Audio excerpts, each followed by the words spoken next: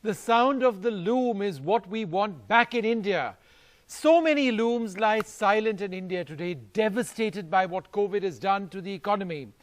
With your help, we can make a difference.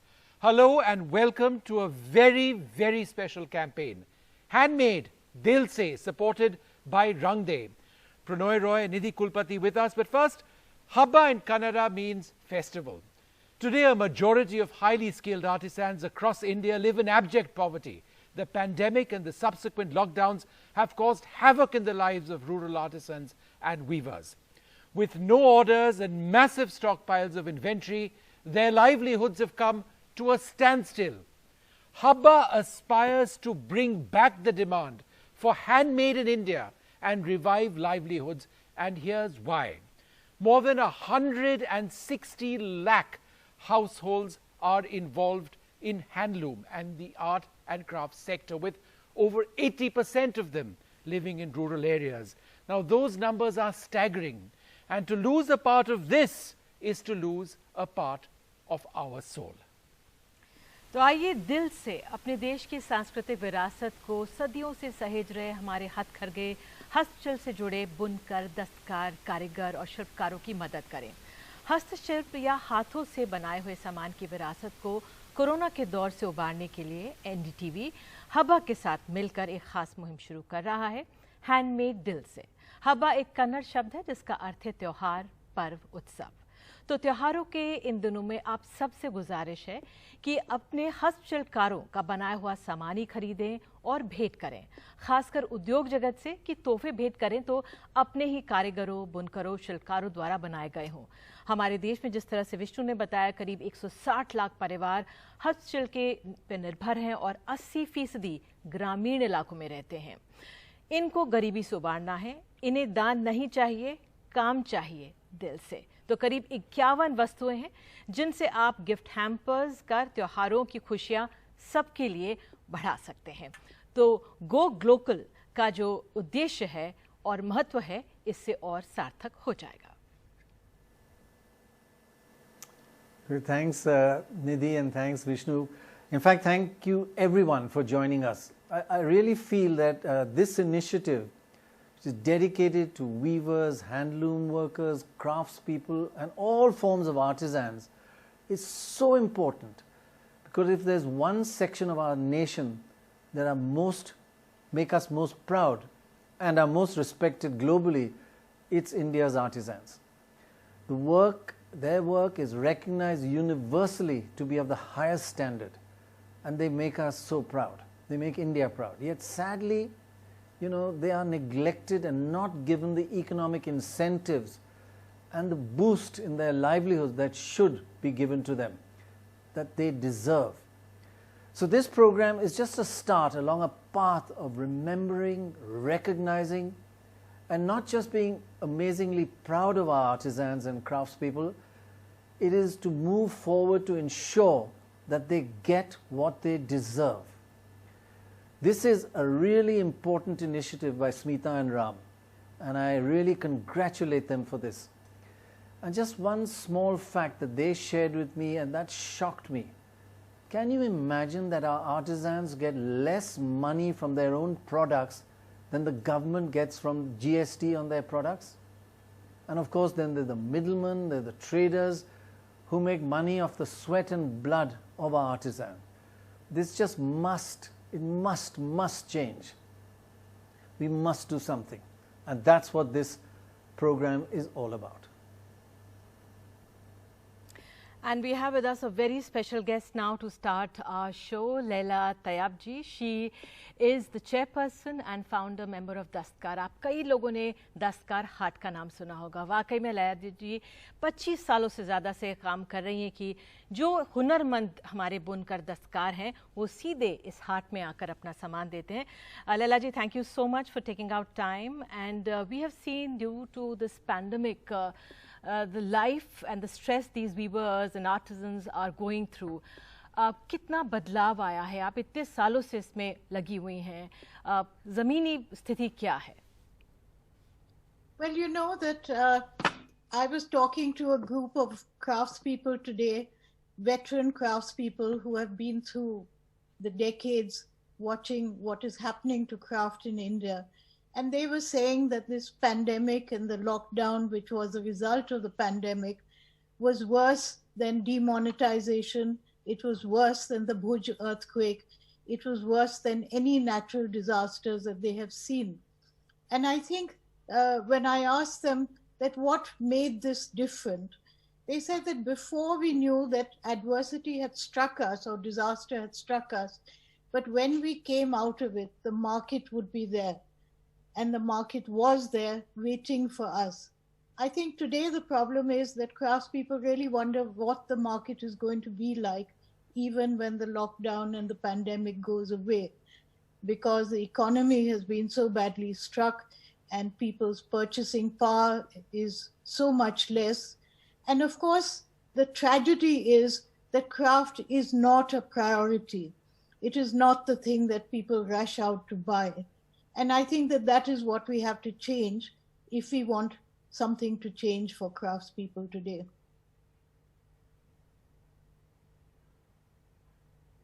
Yeah. Hello and welcome. Thank you, Laila, for joining us. It's great to see you. Thank you so much for being here with us. Frankly, you more than Lovely anyone to in be here, India Prannoy, and I'm so spent happy so many, that many NDTV years. has taken this initiative because it's much needed. No, it is much needed. As you said, it needs to be a much higher priority.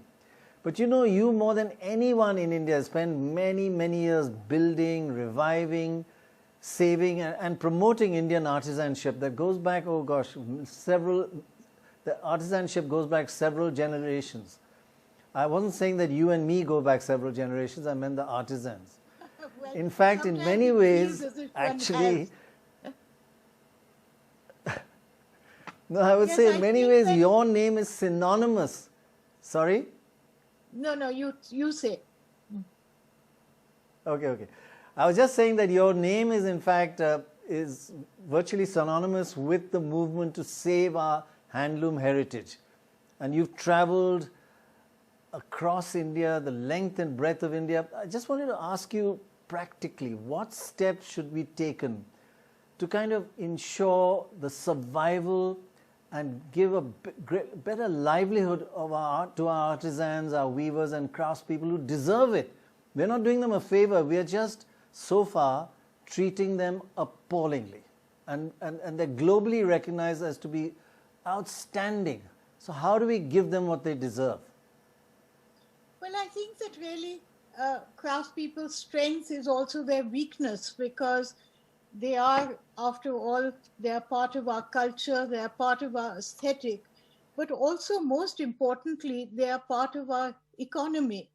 But I think that this always sort of slips past, because craftspeople have always been there over the centuries, and we tend to take them a little for granted. And where today, whether they are economists or bureaucrats or politicians or whoever are debating the directions that India is going to take, somehow craftspeople get left out of that. And we feel, oh, they'll always be there, or this is a very primitive kind of activity. It's sort of when India is marching into the 21st century and trying to catch up with the whole technological world, that craftspeople, do they have a part to play? Should they just be subsidized for the duration? How do we do it? And to me, this is the most short-sighted thing, because actually the craft sector and the handloom sector are the two areas where India has something that no other country in the world has.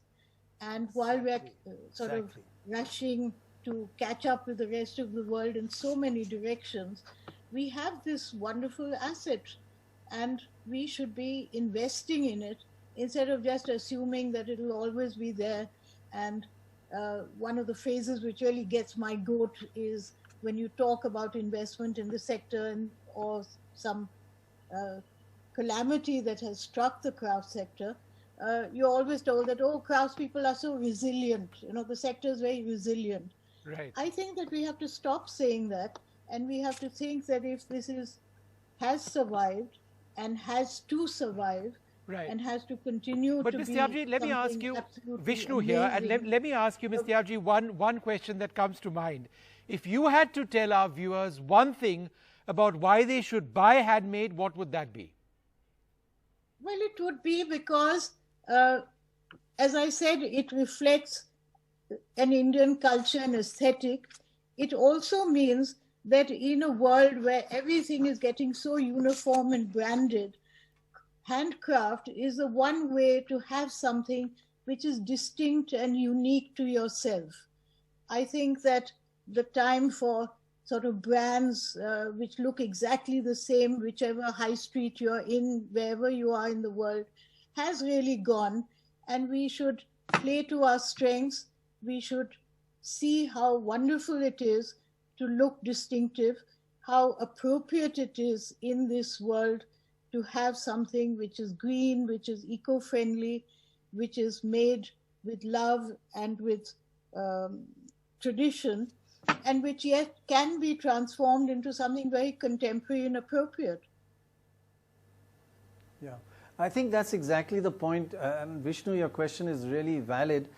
It's not why we should buy it. It is just a wonderful, wonderful products. They should scream out at us. But you know, the marketing by mass marketing by corporates and advertisers don't really let us see enough of this wonderful, and as Leila says, unique aspect of high quality in India. So it should come naturally to us. They need a bit of a step up and help, like we help every sector, and perhaps help them a little more than we do other sectors, but it's exactly the opposite. Things like packaging, promotion, sort of presentation, of course R&D and design development, because consumers' lifestyles have changed and we need to create things which are functional and appropriate to those lifestyles. But we need to actually treat it like any other sector of the economy. We have to invest in infrastructure, we have to invest in skilling, we have to invest, as I said, in packaging and promotion. Right. And I think we just don't do that. I mean, there's absolutely no reason. But Leila ji, let me tell you what I can share with you right now, what we can share with you right now. And this is going to make you happy, because it certainly makes us happy. Before we go to our next panelist, we are very happy to announce that Optum India has pledged 28 lakh rupees in support of Handmade in India. In the true spirit of Diwali, Optum India members will receive handmade gifts. Now, conventionally, Optum would celebrate with sweets, but this time they are celebrating the festival with India's artisans. Prannoy, isn't that absolutely wonderful? Fantastic. I mean, we should all please come forward and use this opportunity to use the handloom sector and give gifts of handlooms of various types or artisan works of different kinds for Diwali. And for any gift, it really is a great idea. Well, joining us now, Prasanna Hegodu, the theatre director and founder of Charaka. Thank you very much for joining in today. Now, you've had to deal firsthand with the fallout of the pandemic and the lockdown. Your organization, Charaka, which supports hundreds of handloom weavers, had to stop operations because of COVID. Now, if this happens to a successful, profitable venture like yours, then this is perhaps a reflection on the true state of the industry. Would you agree? Yes. we went through hell. 6 months, there was no sale, and we could not stop giving yarn to the weavers. So we kept on giving yarn to the weavers. We are a profitable society. We produce a premium product. We produce 30,000 meters of naturally dyed handloom fabric every month. We are the biggest in India. But even then, the cash dried up. So we went through a crisis, but then we have bounced back because of help from the customers, the consumer. We told the consumer that, look, you can save the handmade. And that's what helped us. And as far as the society is concerned, the people, the weavers and the women, mostly we are a women's cooperative society, they actually could not weave, could not dye, could not print. So what they did was, for about 2 months, they did mud work. The entire charka was redone with mud plastering, mud flooring. It was an amazing, and then there is a lake next to charka. This was desilted, and that's how they held on to the cooperative. And now we have bounced back.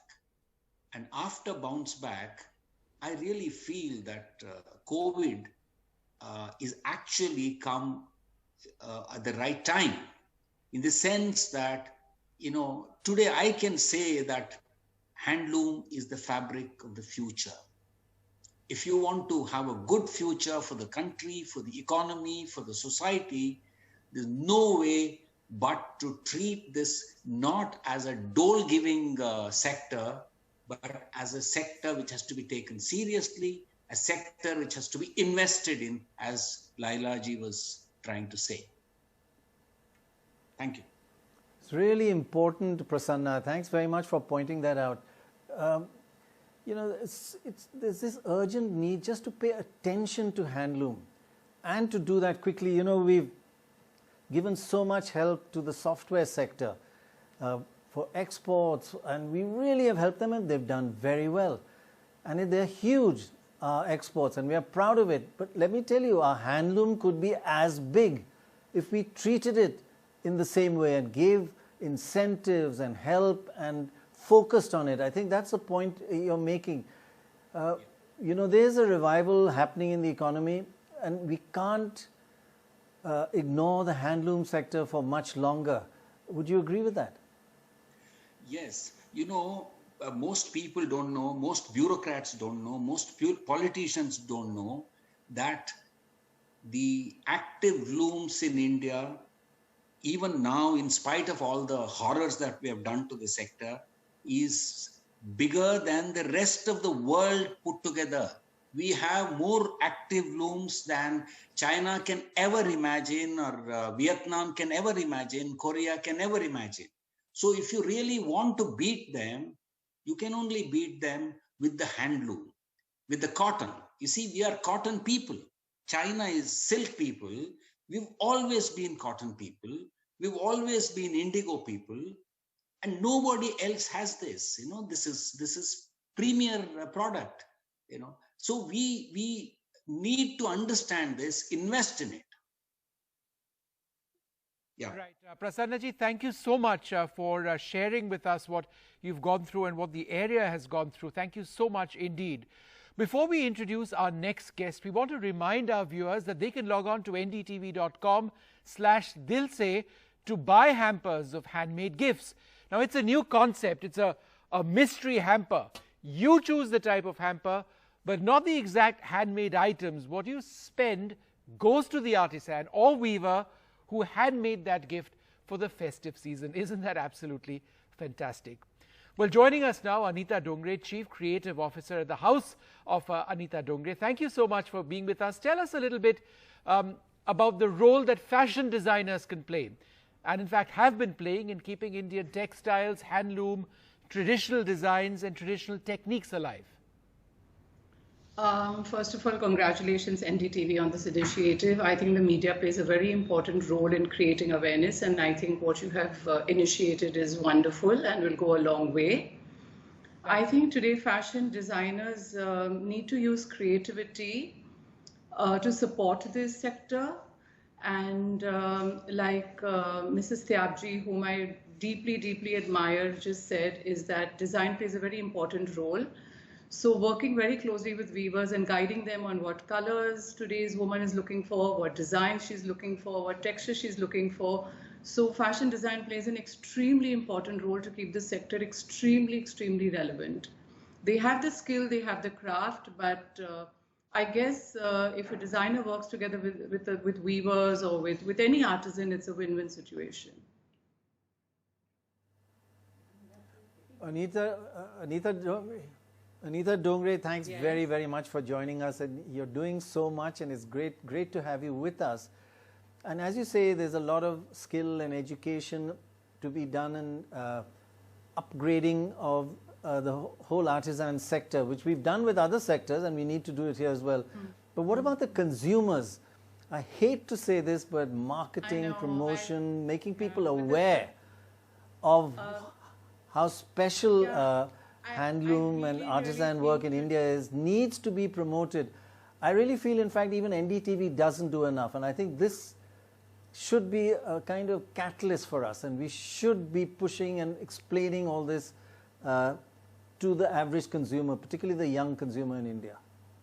Don't you think so? You know, yeah, Pranoy, I said this exactly last week in a talk, and I just requested everybody who was listening to me. They asked me, what is the one thing that we need to do? I said, the one thing you need to do, and especially it's Diwali, it's the time to gift, is that whenever you go shopping, just try and buy one garment. You know, if you're buying 2, 3 or affluent, please try and buy one garment that's either hand woven or hand block printed or hand embroidered, anything that's done by a rural artisan. It's so important to keep rural India alive. I've always believed that sustainability lies in our Indian villages. I mean, there are so many pluses to just making sure the sector stays healthy and the craft continues. Like, you know, the two speakers before me have said that India should be proud of what we have. I think even today the tourism in our country can encourage visits to block printing units, to handloom units, where people should go and see for themselves what an amazing craft it is, how difficult it is, and how talented these weavers are in what they do. And I think just taking a pride in this legacy that we have, students being taken to weaving centers and being educated about what we have, tourists being taken there. We have so much in our country to show off, but we undermine what we have. We're always looking to the West, and I think now is really the time we need to look inside, look within, support our crafts. I also tell, because I design wedding clothes, and I always request all my guests at weddings that please give something that's hand-woven, please give something that's handmade. So there are so many ways in which we all can contribute. And like I said, this sector doesn't need charity, it just needs employment. Absolutely. Corporates have huge CSR budgets. Today, they should start looking at supporting village units. And we have such large corporates with such huge budgets. I mean, there's so much. If we all collectively get together, this whole sector can see such an amazing revival, and that's what's needed. बिल्कुल Anita ji, thank you so much for joining. और आपकी जो creations हैं उसमें भारतीय कारीगरी की जो छाप है, छवि है, साफ नजर आती है। बहुत बहुत शुक्रिया जुड़ने के लिए। Now we have another special guest, Firoz BR, senior vice president and head SAP Academy for Engineering. Sir, you work for a corporate. You also run a foundation of your own, the India Inclusion Foundation. What kind of role could corporate India be playing in support of this cause? Thank you. Firstly, thank you for inviting me to this amazing initiative. My take is that, you know, the pandemic is really a marathon in the sense that it is very different from a natural disaster which starts and ends. This is going to be with us for the next few months, if not years. And so we have to really look at a long-term solution. I don't think we can solve the problem by doing Diwali gifting, and corporates do have their CSR budgets. But my personal take has been that this sector has been left behind in the technology movement that we have had in the country. I've had some outstanding artisans whom I know personally, and they don't even have a basic thing like a website to showcase their artwork. So I think we have to look at it holistically. While I think there are three different stages. What is it that you can do at a personal level? And like many of you said, we can start buying local, buying from our local artisans. But even at a corporate level, I think we have to start looking at what are the policy changes that we can do from a corporate point before we go to a government sector. Just to give you two simple examples of what we have done in our own small ways. I'm based in California. I work for SAP. When we built our own SAP Academy campus, the first thing we said is all the paintings in the new office has to be procured locally. So that was a very simple thing to do and can be done. We tied up, for example, even with a local bookstore. We said we want to support mom and pop bookstores. So every time we have either an author coming in, we said we will buy from the local bookstore, not from the big online companies. So I think there has to be, number one, a policy level change, because as I said, this issue, this pandemic is not going to go away immediately. So what are the policy level changes that we can do at a macro level? And if you've looked at all challenges that we've faced, and this is by far the biggest one we will face probably in our lifetime, I believe the core is when we focus on what I call as Seva, Sangha, and Simran, which is service, community, and introspection. If we do that, I think we can drive a large-scale change. Yeah, that's actually very, very heartwarming to hear. And also, you know, we've seen historically, and you've seen it in California, the society gives huge incentives to certain sectors for 10, 15 years to boost them. You know, maybe tax breaks, maybe ensure that the middleman doesn't take most of the chunk of the price, and that the government doesn't put high GST on it. All kinds of things we could do for the next 10 years, a 10-year program to boost and incentivize financially this sector, because after doing that and after a good promotion, it'll stand on its own feet, because you feel there's an inherent quality there, isn't it? Absolutely, Dr. Roy. And as I said, I get disappointed when we think short term. And the pandemic is a classic example that we have to think long term, because Diwali will come and go, but our artisans' challenges will remain. So really we have to introspect and think long term. The importance of introspecting and thinking long term. Feroze, thank you so much for being with us. Thank you so much indeed. Well, joining us now, Ratna Krishna Kumar, founder Aranya Natural and the managing trustee of Srishti Charitable Trust. Thank you so much, ma'am, for being with us. Tell us how Aranya came about and what you do through it.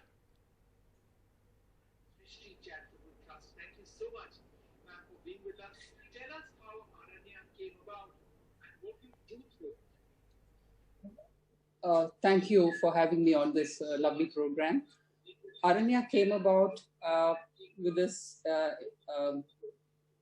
decision to rehabilitate physically and mentally challenged young adults. This is these are the children of the tea pluckers in Munnar, the tea gardens, and unfortunately, because of the intermarriages within families, there are lots of children who are born with physical disabilities. So they were not taken care of properly, because the parents had to both go for work and they had to be left alone in the house. So finally, it was sometime around 27 years ago that the Tata Tea company decided that we should have a program to rehabilitate these children as well as young adults. So Aranya was formed during that time because I had a chance to go to Dhaka and learn little about natural dyes. And I realized straight away that to take this forward, the only way to do this was to take it to Munnar, where they had spring water and the natural resources were there in plenty. And that was 25 years ago. We just celebrated our silver anniversary, and we have gone from strength to strength, and we have an international clientele, and 60% of our sales is from outside the country, and the rest is from India. What we do is we do shibori, we do plain dyeing, we do all kinds of techniques taught to us by world-class people. We are very lucky that we had very talented and very knowledgeable people come and do workshops with us. So as a result of that, we had excellent ways of learning from them. And our youngsters, our young adults, they are now in their 40s, but we still call them youngsters. Yeah. They are so talented with no background in textile whatsoever. They managed to learn everything from scratch. And today they are standing on their own feet. They are independent. They are paid wages according to the Plantation Labor Act. So they get income, they get daily wages, they get a place to stay, they have the vehicle which Ratna picks ji, them it up is from so their houses heartwarming to and hear brings them to the unit. Absolutely. So Ma'am, this has been a great success story, and Aranya is a pride for me personally, as well as all the youngsters who are working there. Ratna ji, you worked extensively with the weavers. You set up a project in Varanasi where the weavers created handmade saris as the uniform for the Indian hotels groups. Just to be clear, as Anita Dongre just some time back mentioned on the show, that the need of an hour is providing them work, the opportunity to earn, not charity and donation. I couldn't quite hear that very well. Yeah, so basically they need work. Our weavers, artisans, they need work right now. They don't need donations.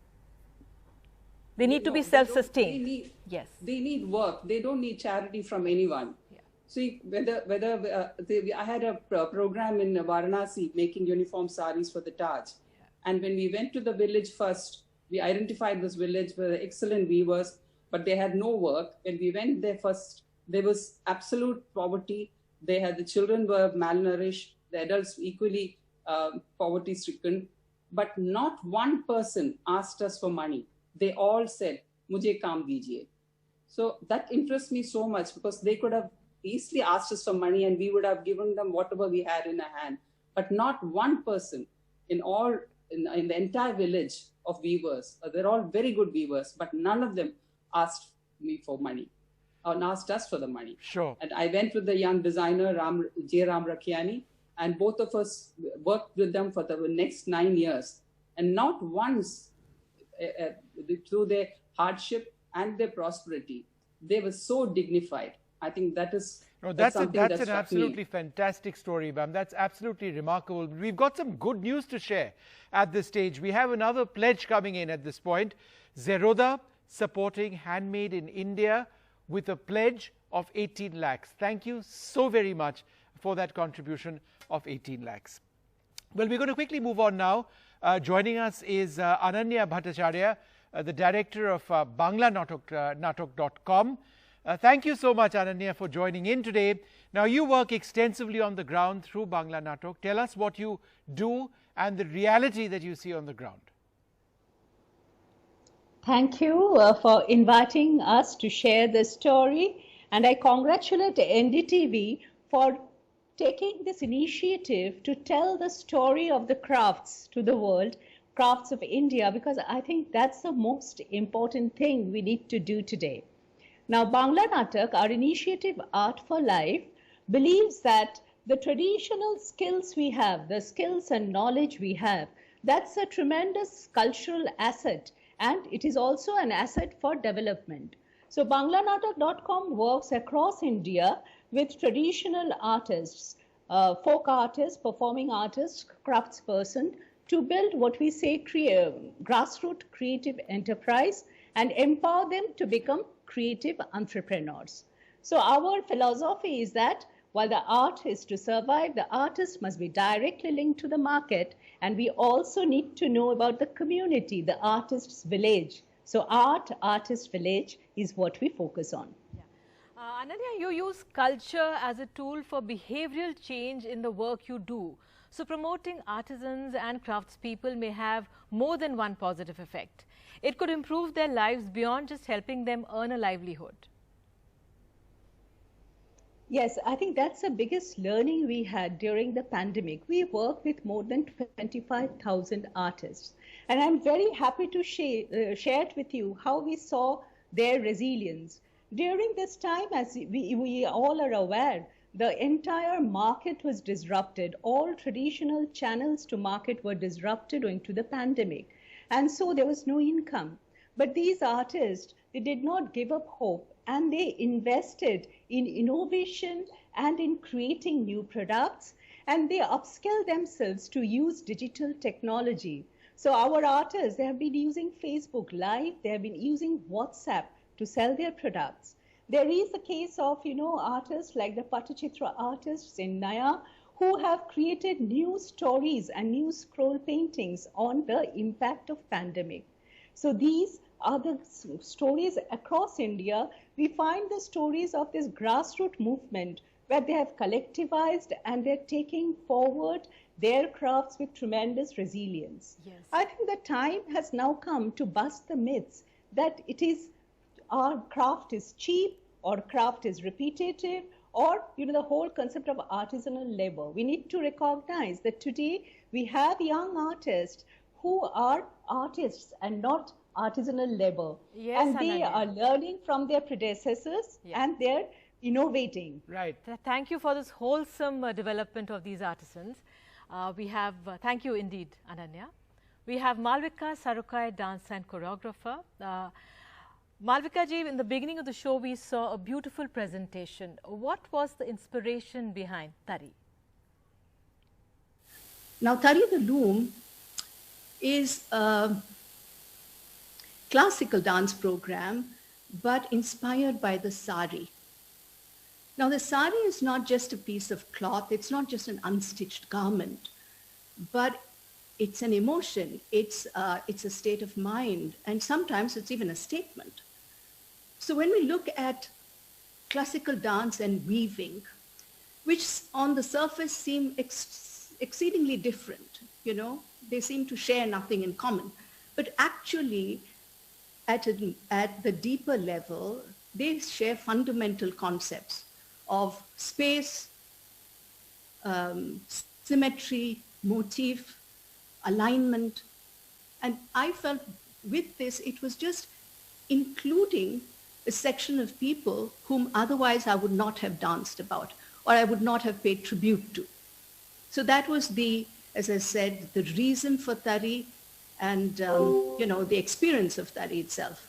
So how do you feel a campaign like Handmade Dil Se is needed? How is it needed for weavers and artisans in our country? The campaign Handmade Dil Se, I think for one is a wonderful, it says it all. Because what artists do is make it Dil Se. And I think this just focuses our attention on that very important aspect which we might otherwise forget. I think it also focuses our attention on the great difficulties that they have faced during this pandemic and the subsequent lockdowns with the plight of having so much exquisite, wonderful products which they have created over months of enterprise, to have them unsold.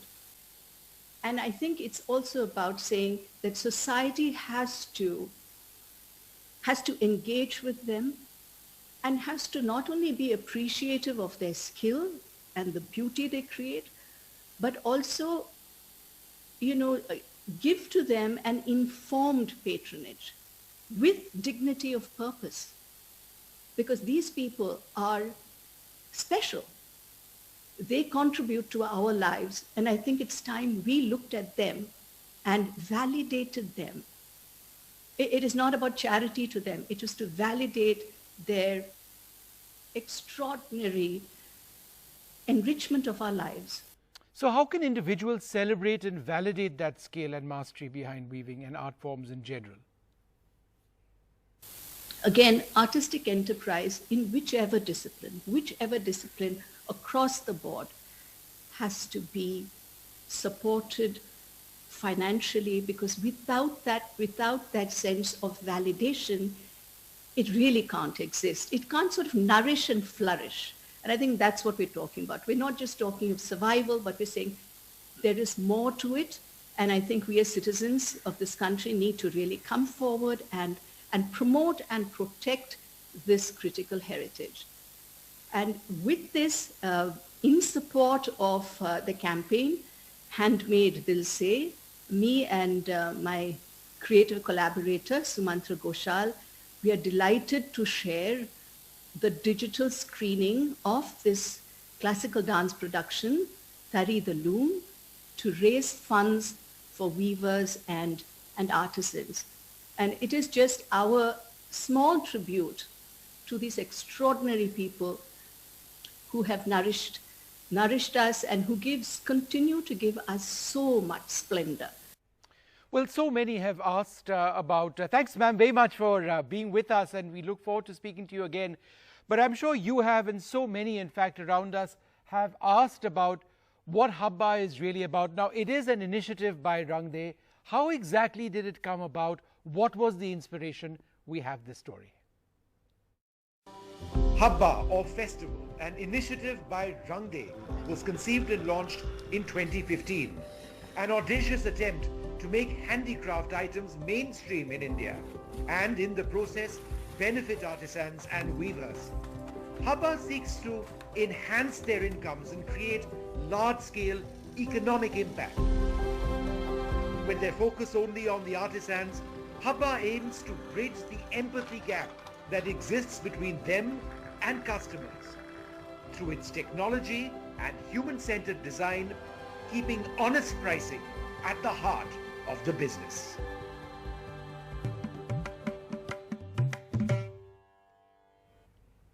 All right, so that's what Habba is about. Joining us now, Nimesh Somati, co-founder of Caring Friends.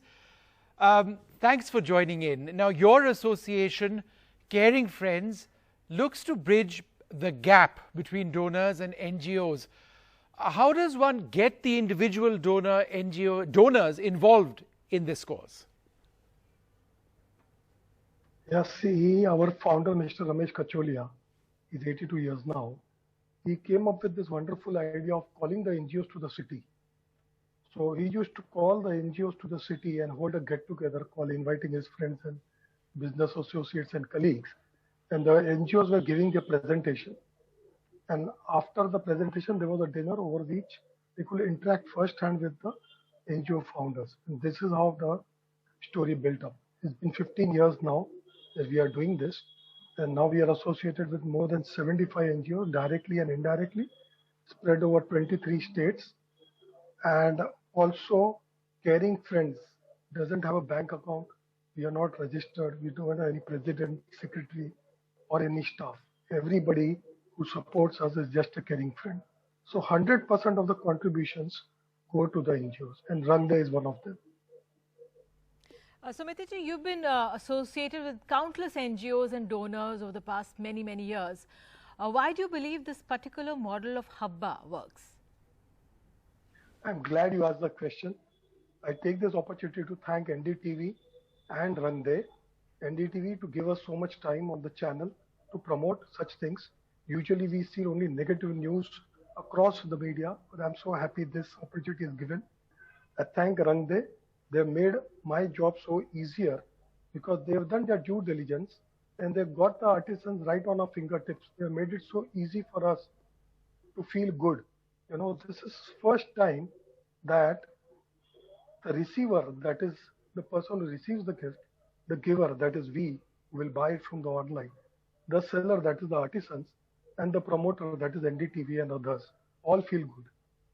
What better opportunity than this? And I have got associated with Rang De way before this because their microfinance initiative was very transparent right from the beginning. Smita and Ram have been very honest in their dealings. They've been honest with the beneficiaries trying to lower down the rate of interest in the so-called microfinance industry. And they made a dent. I'm sure they made a dent. And at the same time, scale is not something they have been scared of. They have always been growing from crossing one milestone to the another. So I'm very happy to be here and I'll try and do my best for Rang De and our artisans. सुमति जी बिल्कुल, बहुत बहुत धन्यवाद। और वाकई में अगर सीधे हमारे बुनकरों और शिल्पकारों हैंडलूम को मदद जाती है, सराहनीय काम है ये। बहुत बहुत धन्यवाद जुड़ने के लिए। We have our next guest, Manoj Kumar, founder and CEO of Social Alpha. Manoj ji, tell us why Social Alpha picked Habba to support and what kind of support do you provide them? Thank you NDTV for promoting this cause and giving Habba this platform. At Social Alpha, we look for entrepreneurs and innovators who use science and technology innovations to solve complex social, economic and environmental problems. And Habba was a natural fit and my association with Ram and Smita has been old. I was on the board of Rangde. So when they came out with this idea of Habba, the two things which impressed everybody in Social Alpha team was, one, the maximum value was being captured at the artisan level. If you see today, maximum value is actually generated at high street retail, and that's where it is captured. And Habba was reversing it. It was actually sending maximum value to the artisans, and that was a big change. And the second, the transparency. So they built a platform that transparently allowed consumer to know that they are buying the right product, but at the same time, consumer also knows what percentage of the money is actually going to artisan and where are various components where the value is being captured. So what's the cost of courier? What's the cost of packaging? What's the cost of production?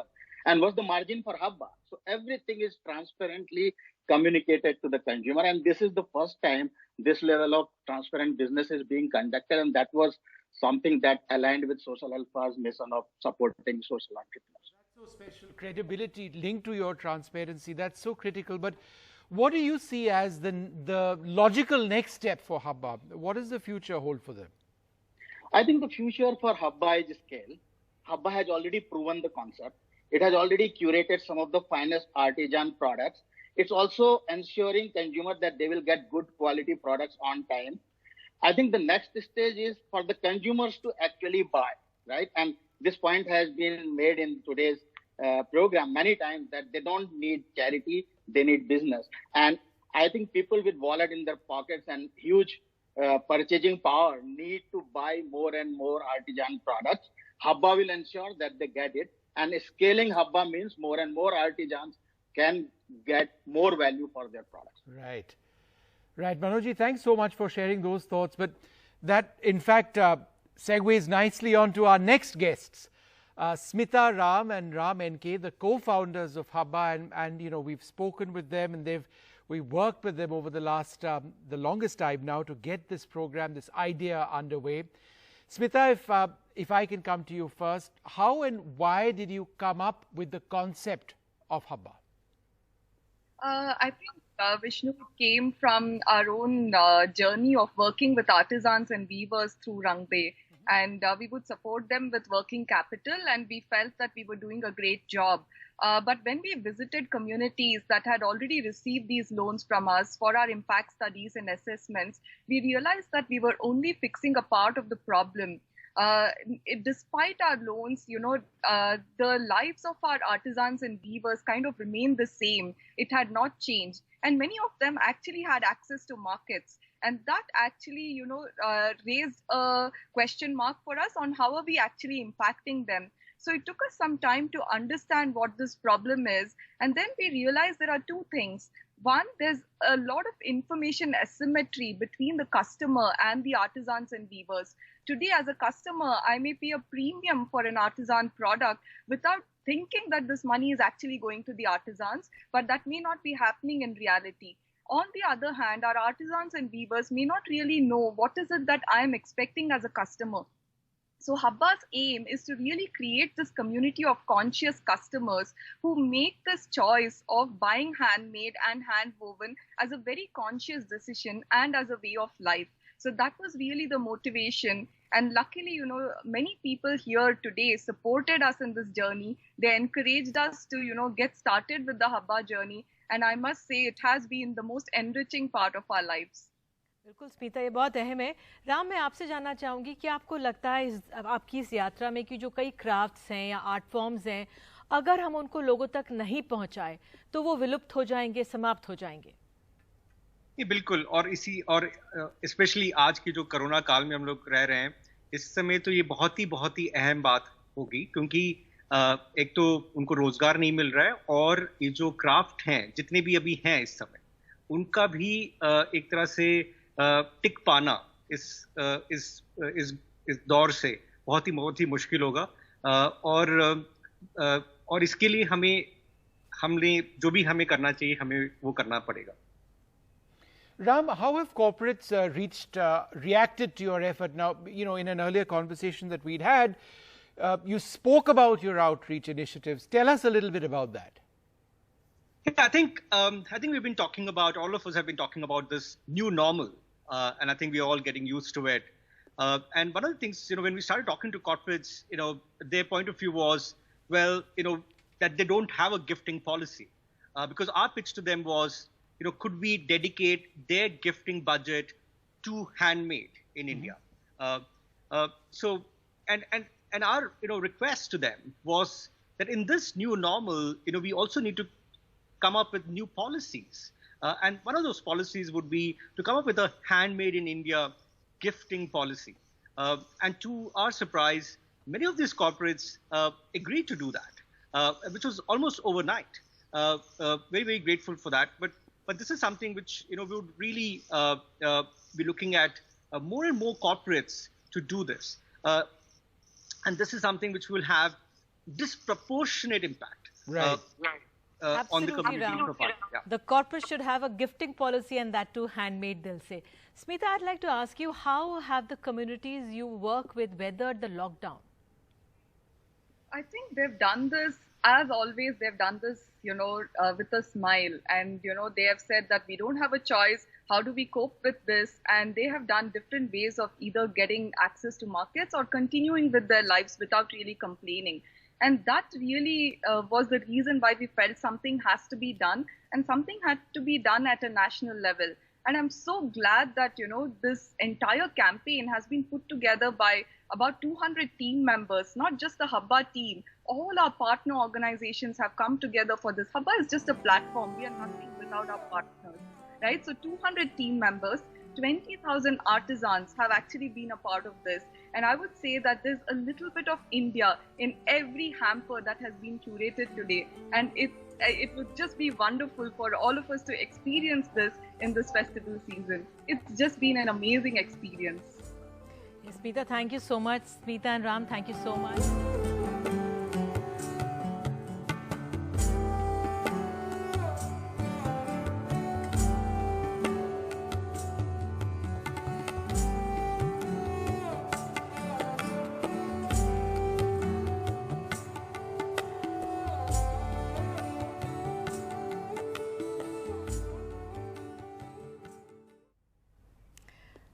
So we have more support coming in from Handmade in India at this point. Two anonymous individuals have pledged rupees 5 lakhs each. Thank you for your support. Thank you. Dilse. And now we move ahead, and we have Geeta Ram, another special guest with us. And Geeta, I'd like to ask you, how bad is the situation for our artisans and handlooms? Well, you see, artisans have always depended on bazaars or haats to sell their wear. They sit throughout summer producing, waiting for the season to start. And this year, of course, there's no season. So they may not even have any stock with them.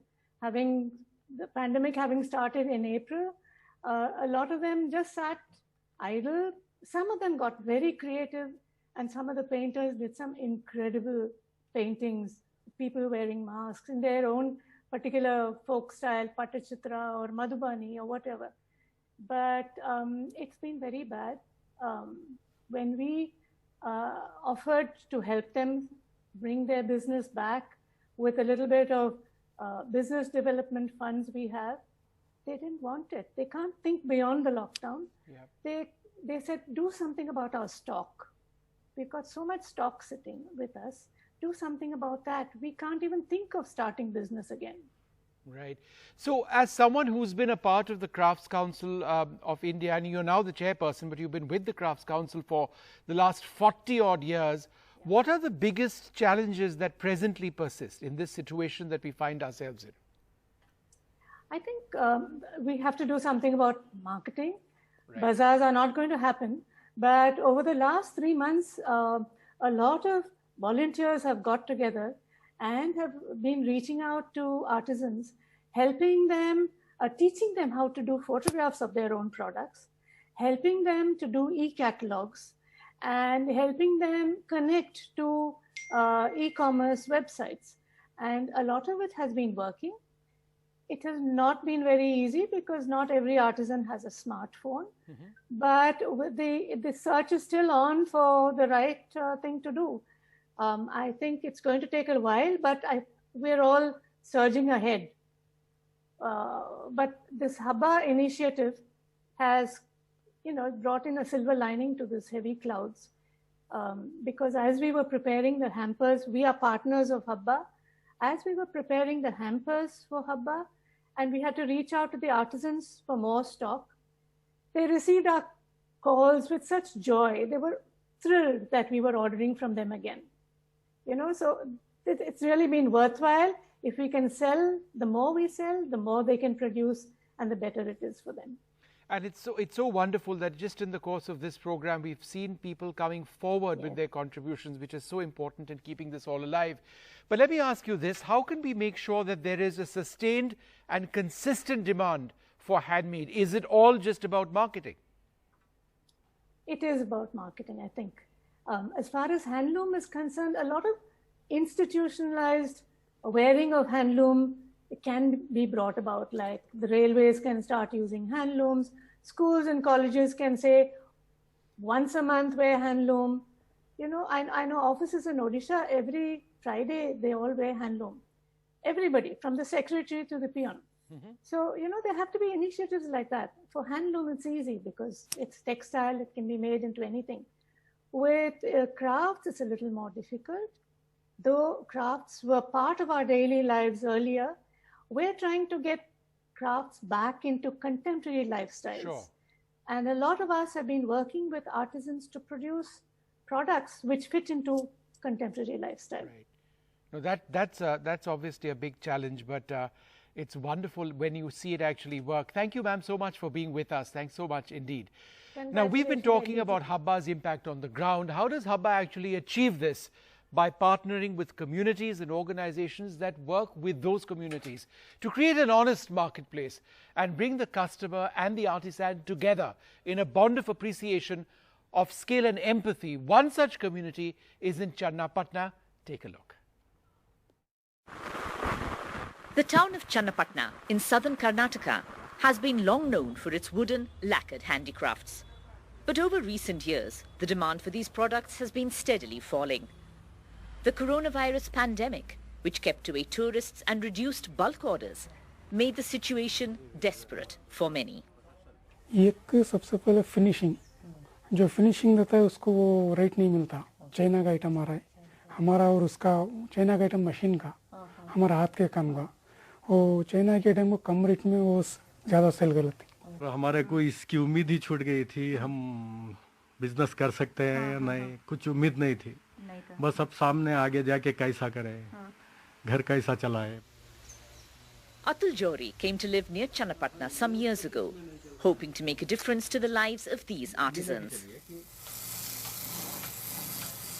Now, during the pandemic, along with the organization Habba, he is coordinating the production of thousands of lacquered candle holders to meet the Deepavali demand for corporate gifts. Only natural plant-based dyes are used for these lovely colors. This is all industrial waste. Only thing which we are using here is traditionally hale mara, which the milk wood they call. This is a sustainable wood, and this traditionally they've been using for centuries actually. In 12 days time, we have 63 master craftsmen working day and night on this. Different artisans work on different parts of the product. They are paid according to their output and have been working long hours to meet the festival demand. Channapatna has been famous for these wooden products for decades now, but it has been hit hard by mass-produced goods, largely from China, and also the lessening in the appreciation and demand for handmade products. The hope now is to increase the appreciation once again, to increase the demand for these beautiful handmade efforts in order to give the wooden industry of Channapatna life once again. With Govind Murthy, Maya Sharma in Channapatna for NDTV. Well, you heard Maya there speak about the beautiful handcrafted items of Channapatna, including those lovely little lamps you saw just a few moments back. Those candle holders, in fact, and lamps are made in Channapatna. They're certainly lighting up our set in so many ways. Joining us now, Atul Johri, the founder of Atul Johri Designs. Now, you're one of Habba's impact partners, and you've been quoted as saying that thanks to the partnership, you're creating history in Channapatna. Can you tell us how that history is being created? Hi, good evening. Definitely, because Channapatna never got a chance to show their excellence actually, because Channapatna was replaced by Chinese products or imitations, fake products actually. But when Habba, just one call from Habba, in fact, I was very sure about we could gather the momentum actually. But we started with 6 artisans in the beginning, and within 3 days we had 50 artisans working day and day night. In fact, every day we were adding 60. Today, almost 70% artisans, master craftsmen, in fact, they literally came out of their holes actually, and we are literally, I feel, we are literally sitting on a $1 billion industry in Channapatna actually. We can cater the entire world. That is what the potential Channapatna has. It's not about, we should not look Channapatna as an isolation. This is the story of every craft pocket actually. So, imagine that, and we need to understand, we have to create a market for the new age entrepreneurs. Craft is the only sector where with 50,000 rupees in your pocket, you go to one artisan's doorstep. 1 week you spend time with him. You can create a collection, go back to the market research, and bring the orders and you start working with them. You don't need infrastructure or anything actually. That is the potential of craft. Right. Atulji, absolutely, as you said, Channapatna can cater to the world market. Handmade is not low quality. In fact, there's always a question and there's a mindset about the quality of a handmade product. Can you give us more views on that? That's an excuse actually, because we try to cover our shortcomings in the name of handmade, or as a designer. In fact, I never felt, because the artisans have the potential to, but we never gave them independence. We never gave them respect, what they deserve. So what happens is, artisans, they are all this while, artisans have been working for money, for survival actually. The quality comes the day they start working for what they enjoy doing. So you have to bring their pride back, rather than giving them work in the sense, okay, fine, this is what you earn. So first thing is pride. Once they start taking that, then the money becomes secondary actually. Then they want to excel, they want to show their potential, saying that, okay, this is what we have done. We can do much bigger thing, because they are institutions. We need to understand. When I went to Channapatna 15 years back, nobody could taught me anything about Channapatna. No institution, no books. There's nothing written about Channapatna. But what I learned from these master craftsmen, बिल्कुल Atul ji, absolutely you're so right. और चन्नपटना, मैसूर और बेंगलुरु के बीच में पड़ता है. बहुत सुंदर toys हैं वहाँ पे मिलते हैं. बहुत बहुत धन्यवाद जुड़ने के लिए हमसे और आगे बढ़ते हैं इस कार्यक्रम में.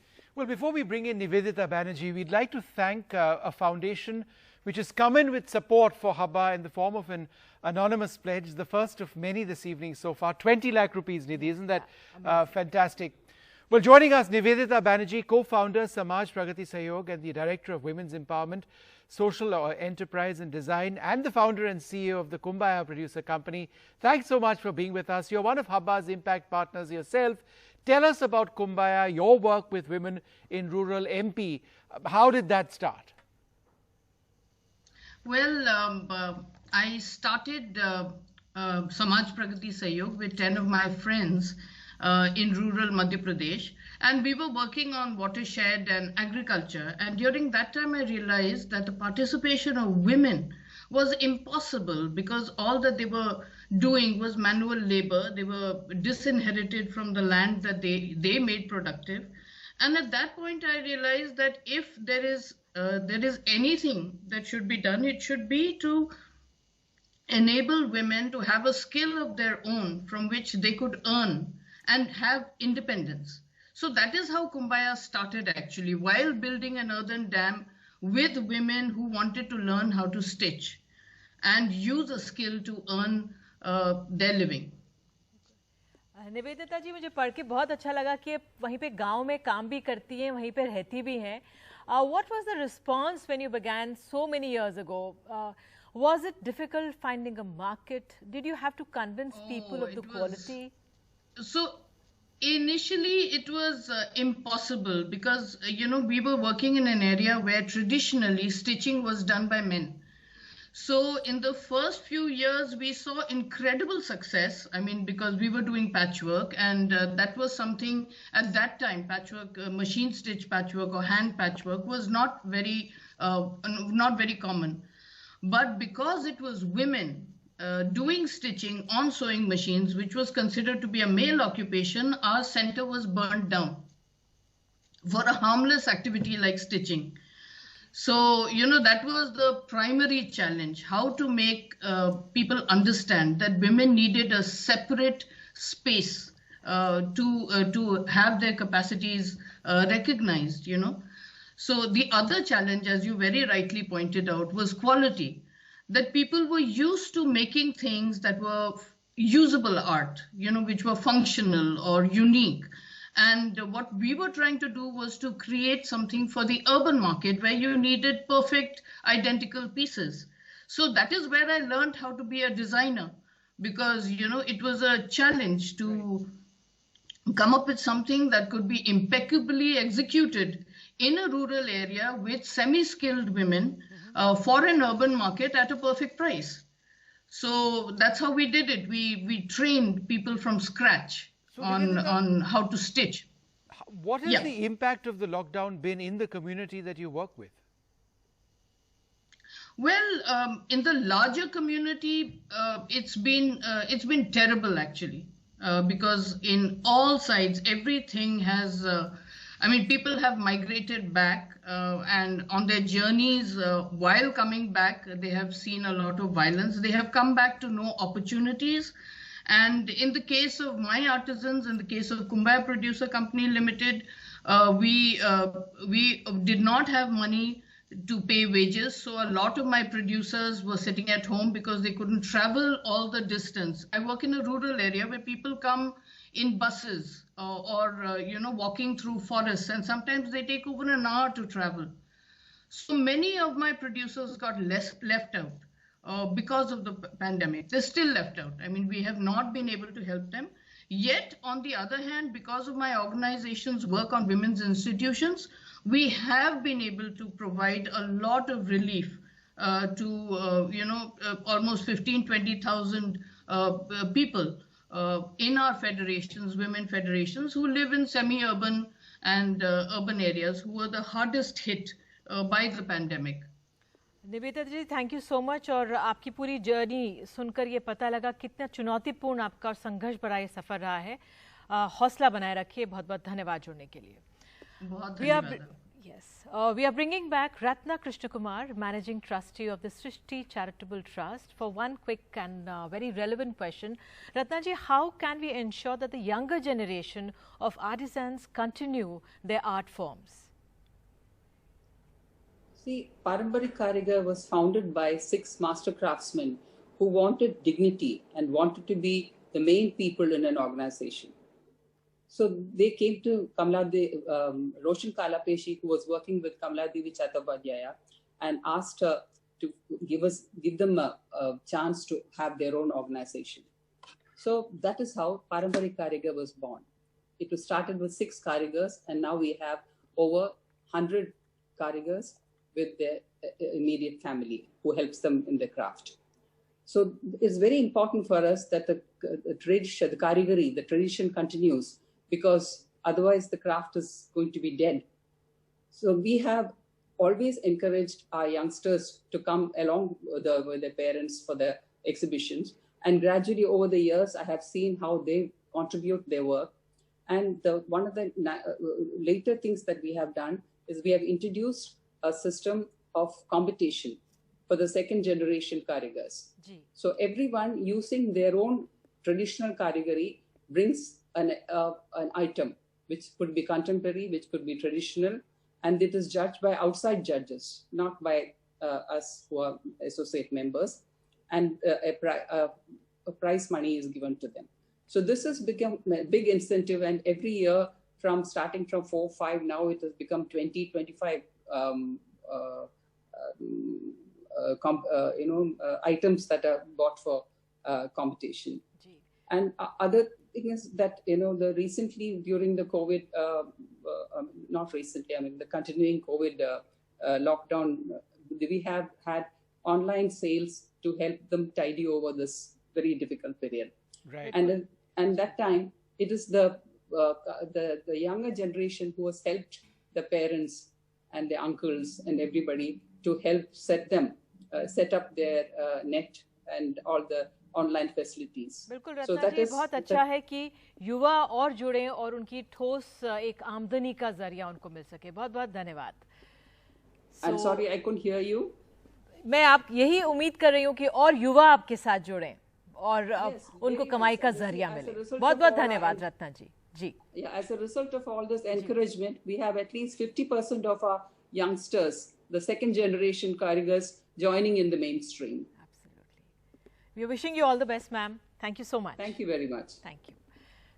So, before we introduce our next guest, we want to remind our viewers that they can log on to ndtv.com/dilse to buy hampers of handmade gifts. It's a new concept, a mystery hamper. You choose the type of hamper, but not the exact handmade items. What you spend goes to the artisan or the weaver who handmade that gift for the festive season. So we have another special guest with us, Shubhra Nair, founder of the Real Elephant Collective. Shubhra ji, this is an absolute fascinating project. Tell us a little bit about the Lantana elephants. Well, the Lantana elephants have been created under a kind of large project called Coexistence. It's really a herd of 100 life-size elephants constructed out of an invasive weed called Lantana camara, which kind of takes over the forest in South India, South Africa, Australia. And these elephants are kind of now set to travel the globe. And the idea is for them to encourage people everywhere to live well with nature. I think this earth was meant to be shared, and the way we're going, that's really not happening.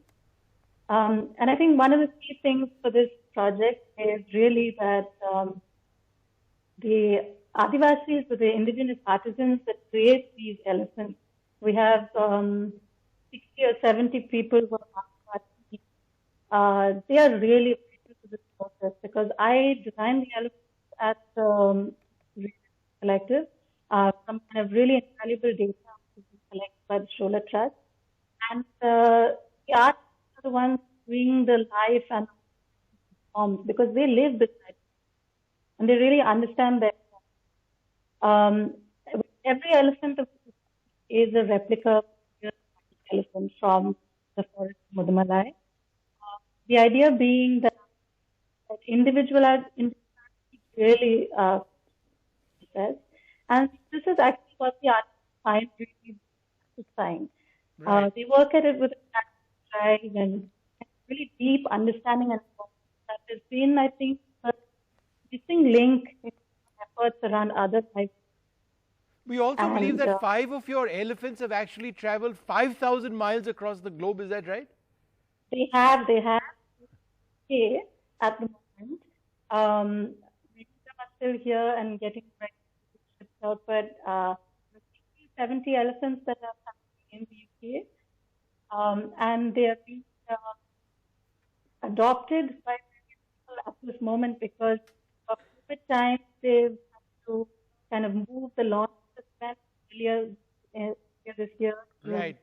Well, that sounds absolutely fascinating. Thanks so much, Shubhra, for being with us and sharing that wonderful account of the elephants. Thanks so much indeed.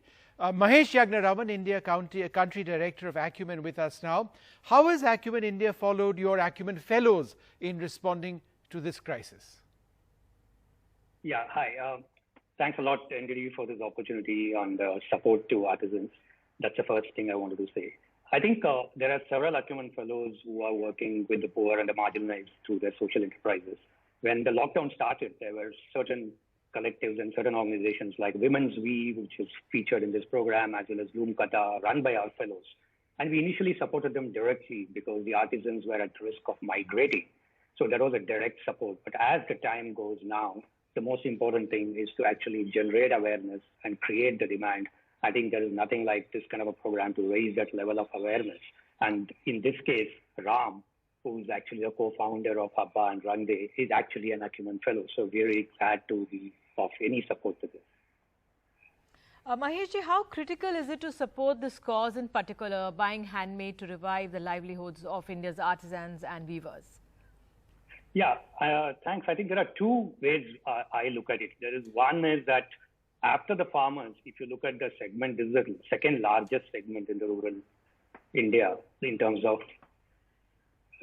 real numbers. You talked at the beginning of the program, 160 lakh families. So it's a staggering number of people who are actually employed directly and indirectly in arts and crafts. What does that mean? They're all actually very skilled. So when their incomes are affected and they don't get there, what happens is they leave this and look for jobs elsewhere. That means they actually become de-skilled. This is a real paradox, and we should not let that happen. That's number one. And number two, I also want to think about the aspect of Atmanirbhar, made in India. Any made in India aspect is a little complicated if you look at the supply chain, because there may be products, raw materials coming from somewhere else. There will be some linkage at times which can come from outside the country. But if you think about artisans and craftsmen, everything starts here. The whole value chain from the beginning to the consumer is actually captured here. So if there is one campaign we can get behind for Made in India and Atmanirbhar, it will be about artisans and craftsmen. It cannot be overestimated at all. बिल्कुल सही मायने में आपने सही कहा कि यही एक आत्मनिर्भर भारत की ओर हमें ले जाएगा. बहुत बहुत धन्यवाद Mahesh ji. Thank you so much for taking out time and joining. Thank you. And we have more support coming in for the weavers and artisans of India. We would like to thank two anonymous individuals and a corporate from Chennai for their respective pledges of ₹5 lakh each. Thank you. How wonderful is that? Well, joining us now, Vinita Bali, the former MD of Britannia Industries. Ms. Bali, we just heard Nidhi announcing a corporate pledge, people supporting Handmade in India. As someone who's a leader in the corporate world, how can we get corporate India to not just respond to this crisis, but respond with empathy so that our artisans continue to live a life of self-reliance?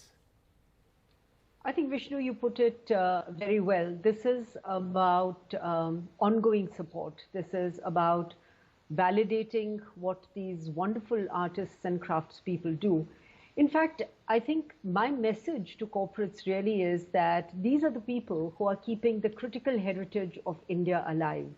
So right now, we've heard a couple of corporates pledging. There are 2 or 3 things that can be done immediately. One, of course, is, what was the initiation of the Habba is to buy and gift. There are a lot of times where corporates, give you gifts for 5 years, 10 years in the corporate world, etc. A lot of those could be translated into handloom.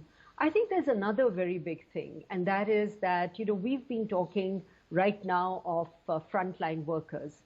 I would love for corporates to step forward, buy these wonderful things created by our artisans and craftspeople and gift them to our frontline workers, because that way we are validating both what the artisans and the weavers and the craftspeople have done, as well as saying thank you to the wonderful people who are keeping us all safe. So I really think that there is, imagination is the only limitation. There are public-private partnerships. We talked earlier about we've got wonderful skills at making these things, but marketing is an issue. I can think of several public-private partnerships where corporates come together whether it is with the Crafts Council or with bodies of weavers. Earlier on in the show, Vishnu, somebody talked about, the way our tech sector is organized. If we could have a NASSCOM equivalent of handloom, I know there is Crafts Council and so on, but that kind of focus and support, there is a lot that can be done on an ongoing and a systematic basis to continue to encourage, support, respect, and validate the critical heritage that these wonderful artisans and craftspeople provide for us.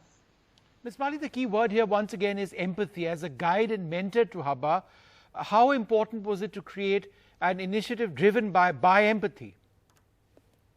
It was, without empathy, nothing moves, actually. If I am not empathetic towards the artisans, if I'm not empathetic towards the cause, if I don't believe that I can be part of the solution, nothing actually will happen. So, without empathy, frankly, nothing moves. It just becomes a tokenism. And we're not looking at tokenism. We're looking at respecting these people for what they do. They do fabulous work. Many speakers before me have said that this work is unique, it is creative, and they need to be validated, which means they need to be paid for the wonderful work they do, which brings so much joy to all of us. So there's a lot of money in the corporates. There's a lot of money sitting there, whether in terms of normal budgets or CSR budgets. There is imagination and creativity that can be brought to bear for ongoing encouragement and support, whether it is through buying, through marketing, through gifting, through, acknowledging. Vinita ji, as you rightly said that corporates have a lot of money, but after the impact of pandemic and lockdown has had on the economy, how will corporate spending change and will it impact these areas of spending? That's an excellent question you've asked. And what happens is, in a situation like the pandemic, everybody did what was most urgent. So we have to differentiate between the urgent and the important. So the most urgent was making sure people are not going hungry, making sure people who were walking back were given food, etc. So a lot of energy, a lot of money went into those things. Now, this pandemic could be with us for a long time to come. This pandemic changes significantly, how things happen, how people work, etc. And therefore, in that world, corporates have to say, what is the ongoing, systemic, abiding, enduring support that can be provided to our artisans?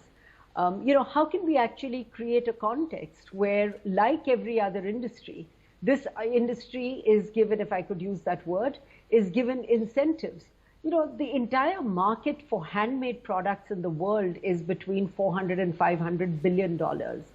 India, with all its unique craftsmanship, is not even 2% of that. So I'm saying Make in India is not just about setting up factories. Make in India is also about supporting these wonderful people, 16 million of them. So that's supporting 80 million people, 80 million people in 16 million households.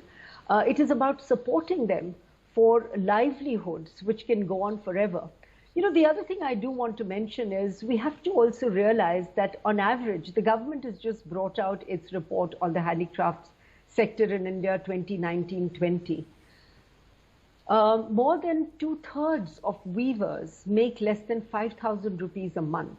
And less than 10,000 rupees a month covers about 95%. So industry has to be empathetic towards organizing this in such a way that the person who does this fabulous work is rewarded and remunerated. Forget about rewarded, remunerated with equity and with empathy. बिल्कुल विनीता जी, आपने जो अहम बात की कि नास्कॉम के जैसा हमारे हैंडलूम्स और हैंडीक्राफ्ट्स के लिए एक बनना चाहिए, तो उससे एक ठोस मजबूती मिलेगी हमारे क्षेत्र को। बहुत बहुत धन्यवाद Vinita ji.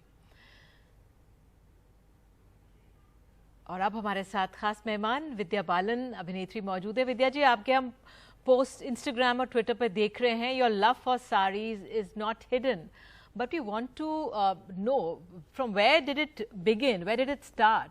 When did you first discover the love for everything handwoven?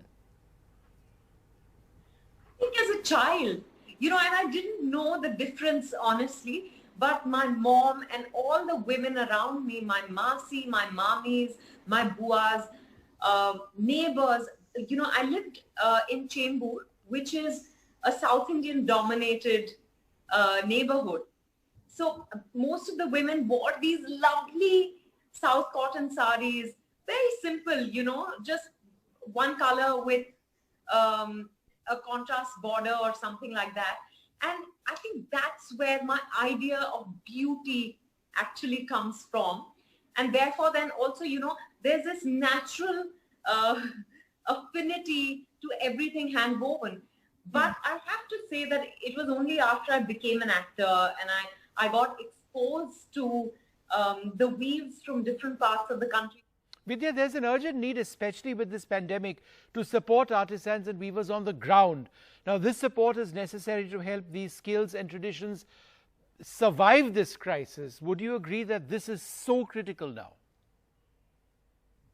You know, when I started promoting Shakuntala, I decided that I'm actually going to try and do my bit. I don't know how much that will contribute or to what extent, but I decided that I'm going to use this platform that I have to try and help smaller brands and weavers from across the country. So my stylists who wore Watwen, they actually sourced clothes from all over the country. Of course, today more and more designers are going the hand-woven way. Right. But you know, those clothes tend to be far more expensive, and when you don't have a big designer attached to your name, then to get your product out, your creation out to people gets very, very difficult. I heard about how a lot of them were having to shut shop, and that was very, very heartbreaking. And so I decided I'm going to do this in my own little way.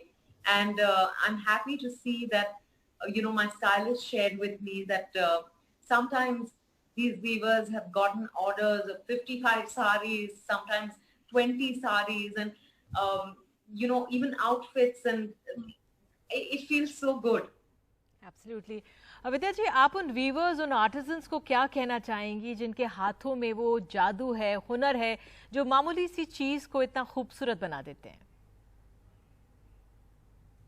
हाँ, पहले तो बहुत बहुत शुक्रिया, पर मैं जानती हूँ कि उनकी आमदनी उतनी नहीं है, इसलिए काफी बच्चे आज अलग क्षेत्रों में कदम रख रहे हैं. उन्हें लग रहा है कि नहीं, इसमें ज्यादा पैसे नहीं है, हमारा गुजारा कैसे चलेगा, तो इस वजह से वो पढ़ाई लिखाई करके कहीं और चले जाते हैं, इसको आगे नहीं बढ़ा रहे हैं. तो अगर हम सब इसमें इसको एक मुहिम की तरह ना समझ के, बिकॉज मैं मानती हूँ कि ये हम सबके फायदे के लिए है, ये हम सबके लिए फायदेमंद हो सकता है अगर हम सब ज्यादा ये उसको क्या कहते हैं इस कारीगरी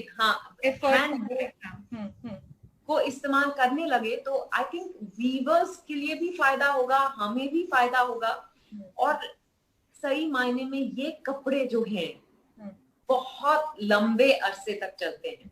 So actually in the long run it's much better. Vidya, thank you so much for sharing your thoughts and your love for the hand woven. Thank you so much indeed. Absolutely, my pleasure, and more power to the initiative. Thank you so much. Thank you, Vidya. Osama Manzar, we have another special guest, founder, director, Digital Empowerment Foundation. So why is this cause led by Habba important and important overall for you?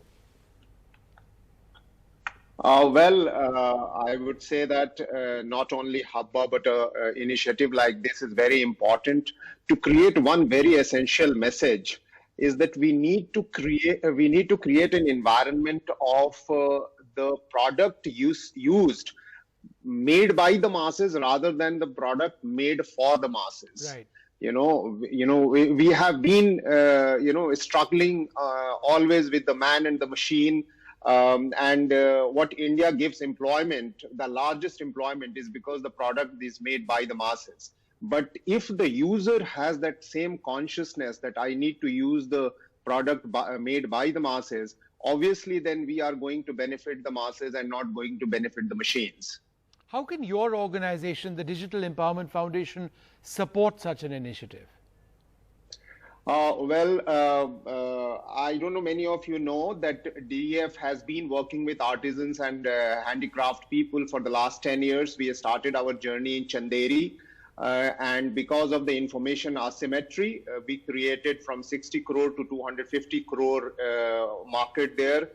And we realized that it's very, very important to imbibe the essentials of digital into the lives of the producers, and not only the middlemen, by the way.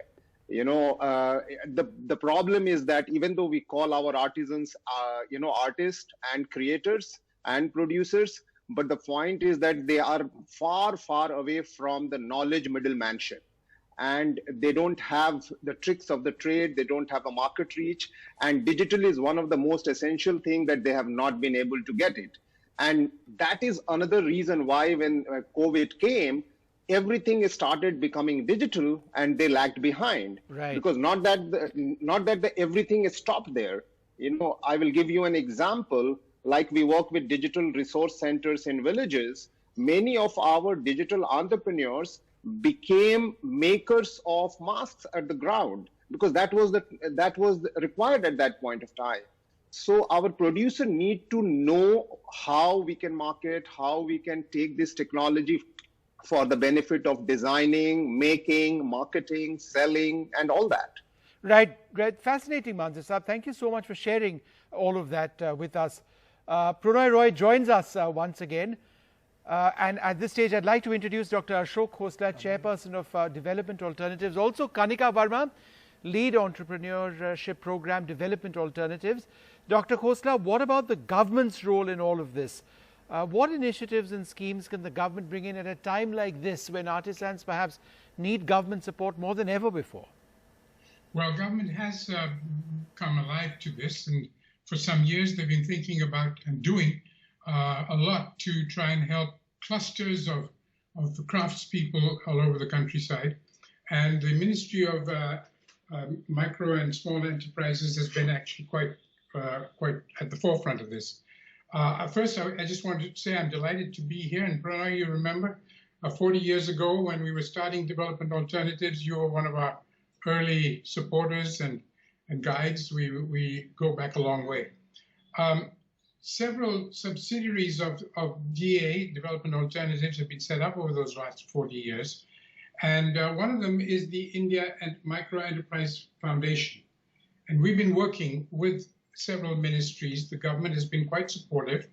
And we are iteratively developing with government ideas about how to reach craftspeople on a much, much larger scale than before. Sure. Kanika, I'd like to ask you a question. Let me ask you, how does one build scale? What I mean to say is that how can handmade be scalable? Thank you so much. And again, I'm delighted to be here and delighted to be part of this initiative. I think the most important thing and the premise that we base anything that we're developing is to make sure that the artisans are empowered. And I guess this is what this campaign is about. And we have a very simple three-step process for doing that. One is looking for innovative collaboration. And I think this is where our collaboration with Habba is extremely important, because the support that we provide to the artisans combined with the market support can really take things to scale. I think the second step in the process is to make sure that we have their voices in the solution. At the end of the day, it's their aspirations and their needs. And technology can be extremely disruptive, but it can also be a double-edged sword. So we always make sure that their voices are in the solution. We co-create the solution with the artisans. I still remember we had gone to a village and where a lot of the elderly weavers were like, but who are you creating the solution for? Because the young people don't want to be part of the solution. So we started spending a lot of time with the youth, and then we started figuring out how they could be part of improving value chains, maybe look at even some kinds of designing initiatives. I think the other is to make sure that women are an important aspect of what we do. They're not at the lower end of the chain looking at the most subsistence kind of support, but are at the forefront of the solution. I think the third is No, Kanika, I was just very curious to know about your Sphurti program. Could you tell us a little bit about that? Yeah, and I think that's where Sphurti comes in, because I think Feroz was also talking about it, that we're looking at long-term sustainability. And the Sphurti program is to just make sure that we have the right infrastructure that the artisans require so they can move away from drudgery, and also provide support by collectivizing them. So a common facility center, for example, can ensure that all their needs are met together. There's zero wastage, and also some of the solutions also are matched with environmental needs as well. And of course, connecting to the markets is an extremely important aspect. So the big point in Sphurti is that we turn an artisan into an owner of his or her enterprise. Right. Ashok, it's just wonderful to see you. I must say something which to you, which I even say when you're not in the room. I admire and have admired you for years, because when 30 years ago you started Development Alternatives, it was amazing, the vision and the scale. Now you've had all these years of experience. Give us 2 or 3 points that really would help this country push and help the livelihoods and push the artisan sector forward. We've not managed it well so far. We've done well with software, but we could do brilliantly with artisans as well. Give us 2 or 3 things from your experience that we could learn from. Well, Pranoy, I think one thing one has to recognize is that it's a mindset problem. One has to go back to the Mahatma, really, to see that it's insights, it's the commitment, it's the dedication to certain visions that a country has to make if it's going to get its problems solved. And basically, Gandhiji said, you start at the bottom. You basically put the last first. And if you design your development patterns to take care of them, you have a totally different outcome, and the kind of outcome that you're talking about, both in terms of improving large numbers of lives, but also at large scale. So the first thing is that we forgot. I think over the last 75 years, we were so concentrated on providing for Sensex and stock markets and FDI and large-scale capital investments, that we really forgot that a very large part of this country, in fact, two-thirds, maybe 3/4 of this country, depends on household and creative industries that really mean a lot and are huge potential for serving our own needs as well as for exports. So that's number one. Number two, one has to also recognize that we've destroyed more than simply jobs and livelihoods. We've destroyed our environment, our forests, our rivers, our soils. We're now in very serious trouble. I mean, our next generation is going to pay very heavy costs for the kind of lack of productivity, this destruction of productivity of our resource base that we've landed them with. So now we've got to design our future and our jobs and our livelihoods in such a way that we also regenerate the environment. So the second thing you really need is to look after that. And the third thing is that if you get your priorities right and you help using high-tech, digital and everything else, ways to connect the producer to the consumer, then I think you've got a fighting chance. बिल्कुल अशोक जी, आपने एक बार फिर से गांधी जी की याद दिला दी और गांधी जी की खादी को is a strong point of India. We have a comparative advantage there, right? We must push it like we have a comparative advantage in certain other sectors. Artisanship and craftsmen, craftspeople are just our strength, and we somehow are ignoring it. Yeah. Right. Very, very good points. Very good points. Thank you, Ashok. Thanks. Thank you. God bless you for the work you're doing. Thank you. बिल्कुल, बहुत बहुत धन्यवाद अशोक जी। और गांधी जी की जो खादी है उसको एक नई राह के साथ हमें आगे लेके जाना है। एक और खास मेहमान हमारे साथ हैं Sanjay Purohit, chief curator, societal platform. So I'd like to ask you, Societal Platform is a network that helps create massive impact on massive scale. You try and solve social problems at scale. What solutions could you be providing Habba to scale up to that level? I think first and foremost, I must start by saying that Habba's core values, which is around restoring the agency of the artisans, is a very important starting point.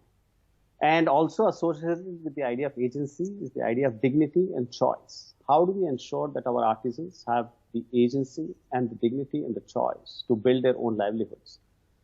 Our focus has been to identify large, complex and dynamic problems. आप देखिए जो artisans की problem है, that is such a large problem. It's also very complex because उसमें किस तरह से चीजें change होगी, how will the environment shape, is very unpredictable. It's dynamic. देखिए कोविड के टाइम पे things have changed so fast, and so whenever we have large, complex and dynamic problems, उसमें आप ये नहीं कह सकते कि you should scale what works. You have to figure out what works at scale. इसमें बहुत difference होता है. Scale what works versus what works at scale. इसमें I believe कि तीन चीजें बहुत important है. एक तो how do you respond very quickly, right? अभी जैसे crisis चल रही है, lot of people are out of their livelihoods and there is a huge risk that this entire sector may collapse very rapidly. How do we respond? But उसके साथ में we also have to think about responsibility. Responsibility of the government, responsibility of the civil society, responsibility of the markets, to how do we resurrect and really bring this up in a very big way. And the last one is resilience, because ये shock waves काफी time तक चलेंगी. So what we have been focused on saying, how do you use digital technologies to create a backbone unifying infrastructure? This is not about the next app or the next portal, but how do you create interoperability infrastructure such that actors जो हैं अलग-अलग समाज के, जैसे government के actors हैं या society के एक्टर्स हैं, NGOs हैं, डिफरेंट आर्टिजन्स हैं, वो साथ मिलकर के एक यूनिफाइड वे में काम कर सकें. They can actually sell their products, they can exchange designs, they can build capacity of the sector and do it like one integrated infrastructure. जैसे आप करते हैं आज, आप whether you are working on telecom, internet, आप Uber use करते हैं, आप तरह-तरह के प्लेटफॉर्म्स यूज करते हैं, उनको आप सर्विस ऑफ सोसाइटी क्यों नहीं यूज कर सकते? Why can't you use it to actually improve things of things that matter to the livelihoods of millions of people? So that has been our point, and Habba के साथ and Rangde के साथ, it would be very interesting idea to say कि वो Habba का idea लेकर के how do we build a national infrastructure that can create this unifying environment for our artisans? And that is the central idea that we are focused on. So why is the cause of handmade a cause worth supporting for Societal Platform? It's a very important cause because in the end, jo artisans who are there, they are the ones who know what is right for them. They know the local ecology, they know the local economy, they know what to produce.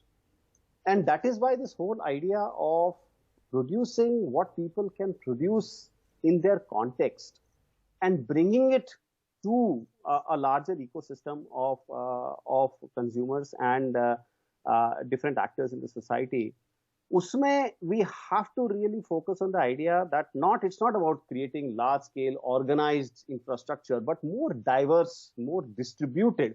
हम लोग उसको बोलते हैं कि either we can distribute solutions or we can distribute the ability to solve. And इस तरह की जो प्रॉब्लम होती है जो एक नेशनल स्केल पे हमको सॉल्व करनी है, उसमें we have to distribute the ability to solve. और वो करने के लिए we have to embrace handmade, because the last mile, जिसको हम लास्ट माइल भी नहीं बोलते एक्चुअली, फर्स्ट माइल, जहां से कि रियली वेयर लाइफ ओरिजिनेट्स, वहां पर handmade is the root that we have to really believe in and build the strength out of.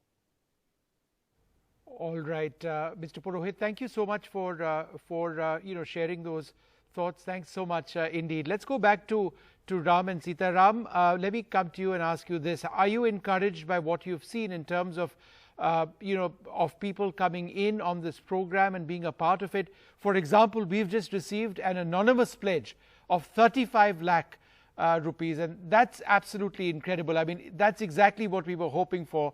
So before I ask you anything else, just your reaction to people coming in and wanting to be a part of this movement. I think it's absolutely overwhelming, Vishnu, and we're very grateful to NDTV for helping us get the message out. And this is just the beginning. I think, people are discovering the magnitude of the problem which the country is facing. And this is something, which is, very easy to address. As a corporate, as a business leader, this is as creative, as Indian as it can get. So this is something, and it's very heartwarming to see the kind of support we're getting. And we're hopeful that we'll continue to get this, because this is what the community of artisans across the country need. And if you look at the overall demand, it's not huge. I was just talking earlier that 3 corporates in Bangalore were able to create employment for 70 artisans in Channapatna, and we created history. Now, this is just 3 corporates coming together. So the potential is immense. Absolutely huge potential. Fantastic work. This is a great initiative, really important, and it's moved me, and I'm sure I found so many messages from people in other countries who are saying that we're going to work on, find out what we can do for the handloom sector and the artisan sector and create demand for them. You really touched a chord, I tell you, with this. It is amazing. Now, just from this experience, and what high quality handmade articles we produce, what one thing, if you could get the government to do, and one thing you could get corporate sectors to do, and one thing you could get all of us lay people to do. So that's 3 things. You can take one each and share the third. Okay, I'll talk about the corporates, and I think many of our guests today spoke about how corporates can make a big difference. And I think this is really the time to look at this problem with empathy. In the pre-COVID era, many corporates would probably have stalls, exhibitions where artisans would actually come and display these products.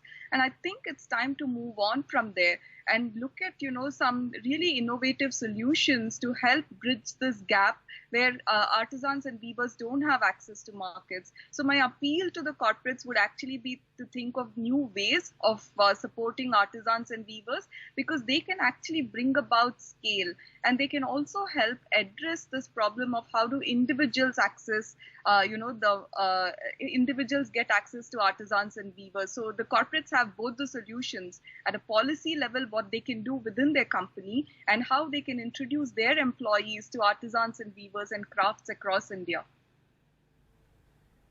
Yeah, and from a government point of view, I think, clearly, they can take a hard look at the GST, especially in these times.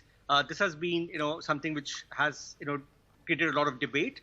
But these are the times when we should really relook at it and see, overcome challenges around identifying what is handmade and how they could give a reduced rate for handmade in India.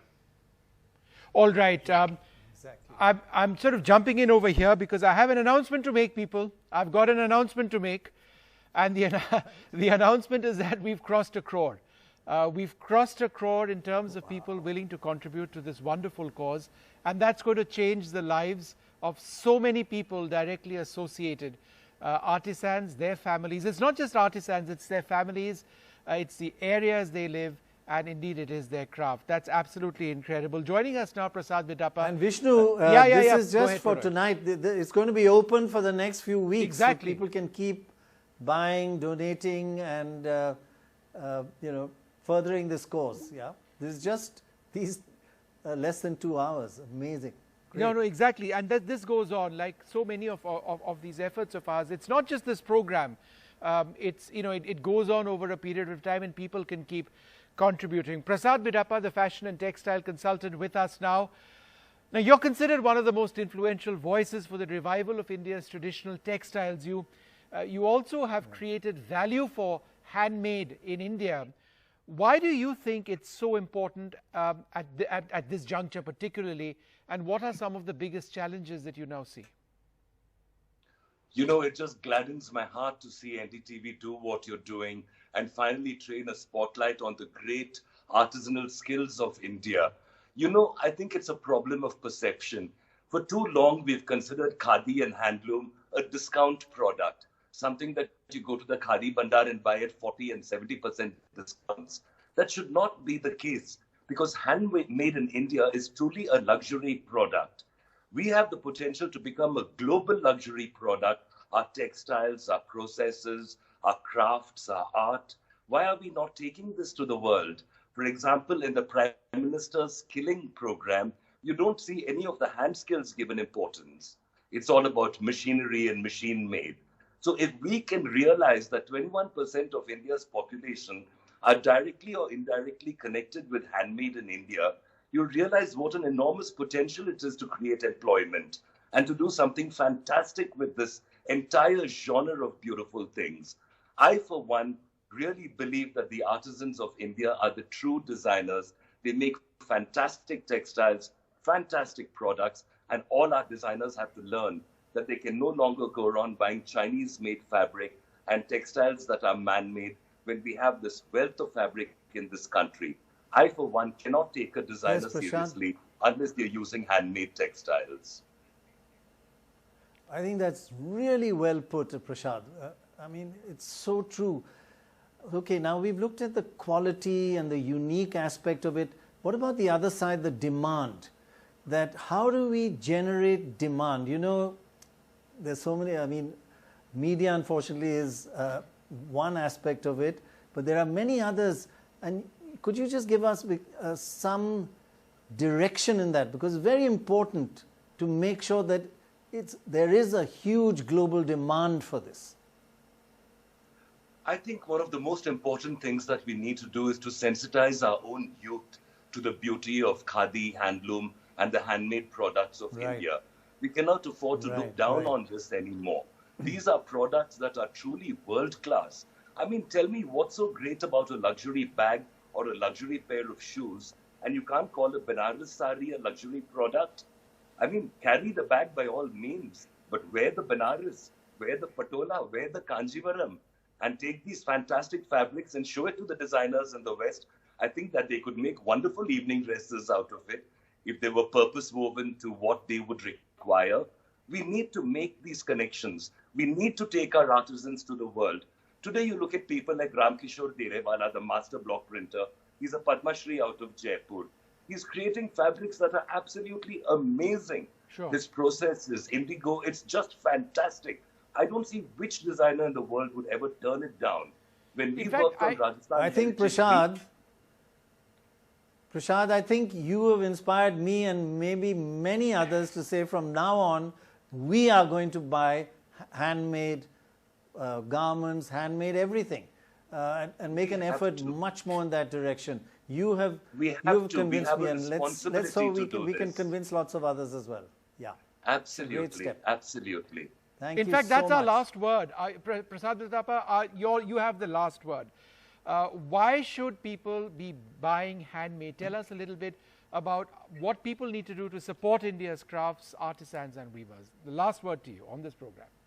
You know, the handlooms of India were in such great danger because the British had managed to finish us off.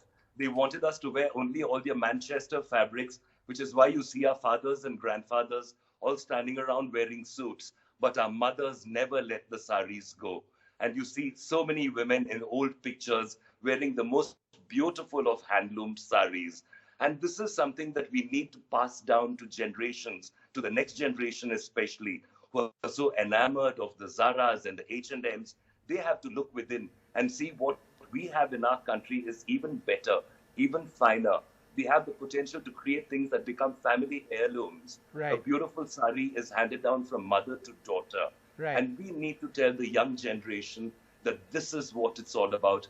This is the real thing. And this is the time to be doing that. Always will be the real thing. Absolutely. And I think that what Habba is doing is fantastic. It is indeed. And I think that you should call it the luxury box, nothing less, because every piece of handmade in India is the last word in luxury and always will be to me and to many other people in this country. Well, we'd like to thank you. And when all everybody of the goes to the participants. shops, they should say, show me something that's handmade, not all this other stuff. Show me handmade products. Yeah. बिल्कुल Wonderful. त्योहारों के इस Wonderful. मौसम में handmade दिल से. Thank you so much for watching Handmade Dil Se, supported by Rangde. We are completely out of time on this, but do please keep contributing. From all of us here, goodbye.